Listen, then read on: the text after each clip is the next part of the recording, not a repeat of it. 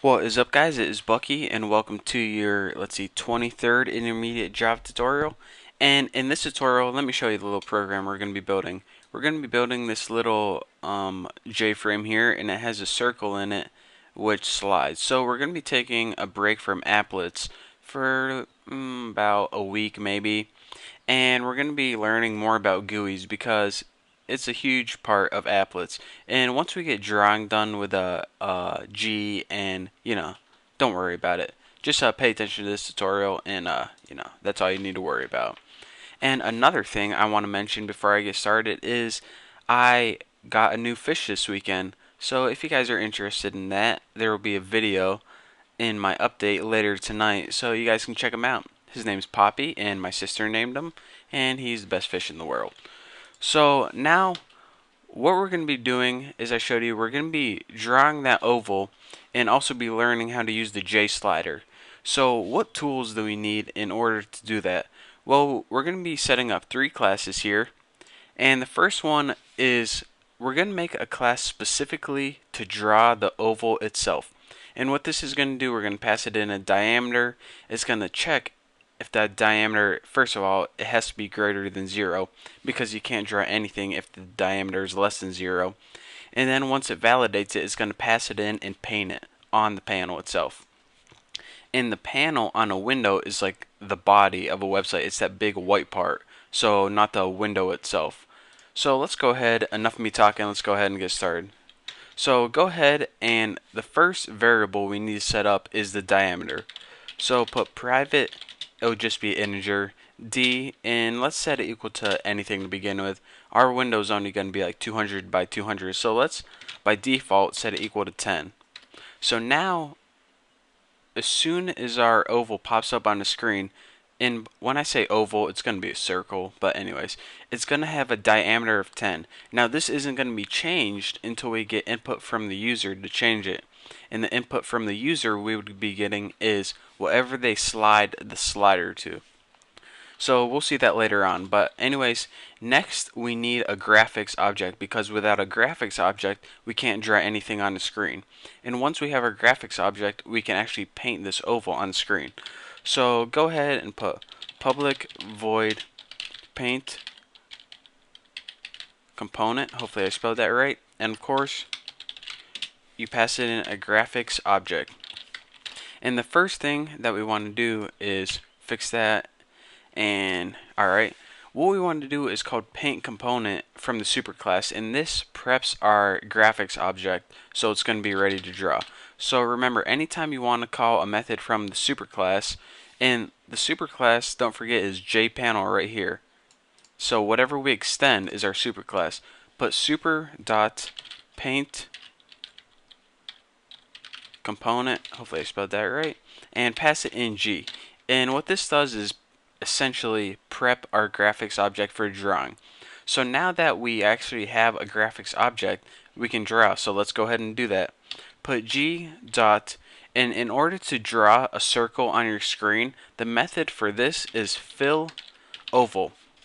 And what this does is it paints a solid circle or oval on the screen. This is a built-in method, so we don't have to build this later on.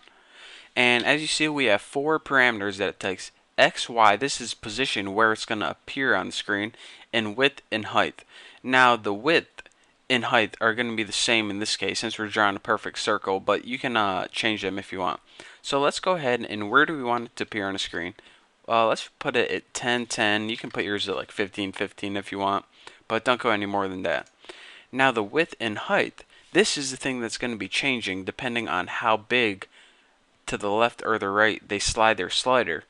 So since this is going to be a dynamic value, we want to pass it in a variable instead of just a constant number such as 10 or 20.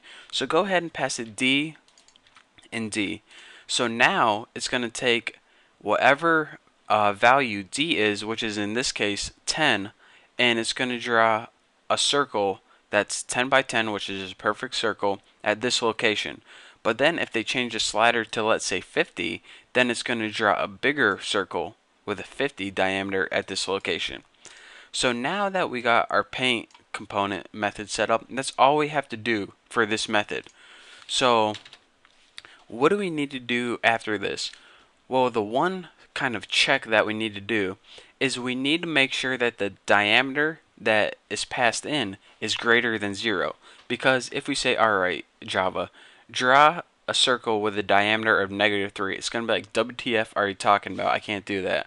So that's what we're going to check for. So go ahead and put public void set d, and we're going to pass it in just an int new d.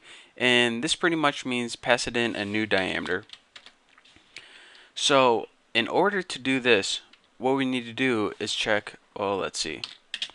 First of all, we want to change our diameter to whatever value they're passing in. So set d, which remember is our diameter, equal to, and instead of having a whole if statement, here's a compressed if statement that you can do. Just put the new d that they passed in. If it's greater or equal than 0, then put a question mark, and this pretty much means if. We're going to set it equal to the value they passed in. So if it's greater than 0, then take whatever value they passed in and use that value.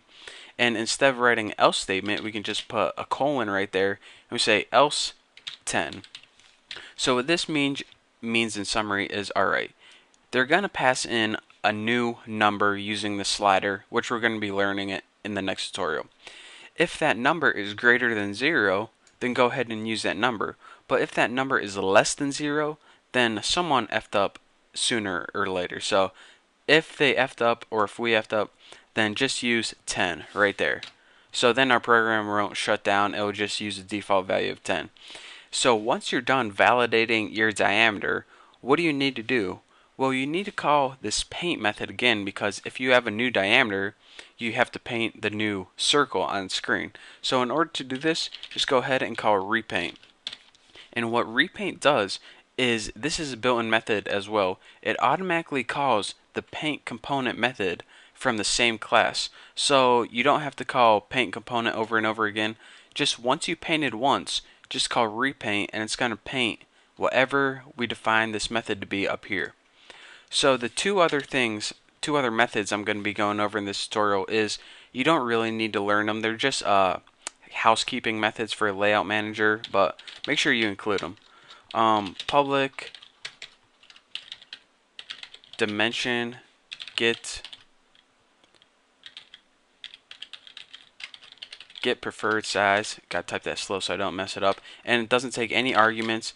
And again, I said you don't really need to learn this, but if you're curious, what it does is it's used by the Layout Manager to determine the preferred size. So go ahead and return a new dimension. Return new dimension. Just put like 200 by 200. And don't worry if you don't know what that does for now, but I only got 2 minutes. So the last one is another housekeeping, and this is used by Layout Manager to determine the minimum size. And again, these are built-in methods. Don't really worry about it. This isn't what the tutorial is about, but it's a necessity in our program. So public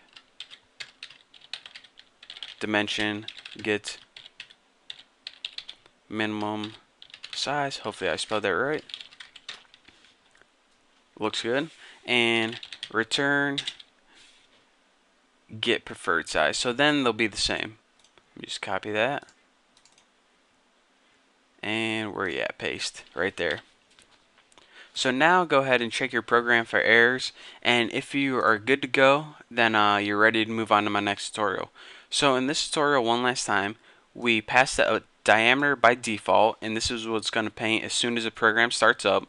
We made a way of painting the circle on the screen, and we also said, alright, whenever we decide to change our diameter, we need to check to make sure it's greater than 0. If it is, use that one. If it isn't, just use 10 by default. And then paint the circle again on your screen so we can actually see a changing circle. And then, lastly, we did these two housekeeping methods just because we need them. I'll tell you about them in a few tutorials. But that's it all for now. I'm going to go play with my fish. So thank you guys for watching. Don't forget to subscribe, and I'll see you in the next tutorial.